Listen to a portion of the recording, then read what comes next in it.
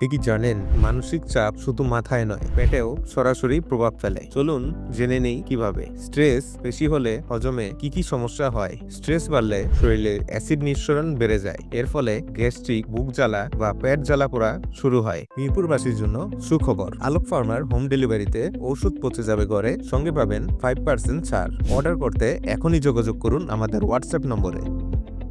মানসিক চাপ হজমের গতি কমিয়ে দেয়, ফলে খাবার ঠিকমতো হজম হয় না, পেট ভারী লাগে। স্ট্রেসের কারণে অন্ত্রের স্বাভাবিক নড়াচড়া ব্যাহত হয়। এর ফল হলো গ্যাস, পেট ফাঁপা আর অস্বস্তি। কখনো স্ট্রেসে ডায়রিয়া, আবার কখনো কোষ্ঠকাঠিন্য হয়, কারণ ব্রেন ও অন্ত্রের যোগাযোগ তখন ঠিকমতো কাজ করে না। স্ট্রেস ক্ষুধার উপরও প্রভাব ফেলে, কারো খিদে কমে যায়, আবার কারো অতিরিক্ত খাওয়ার প্রবণতা তৈরি হয়। তাই শুধু খাবার নয়, হজম ভালো রাখতে মানসিক চাপও নিয়ন্ত্রণে রাখা উচিত।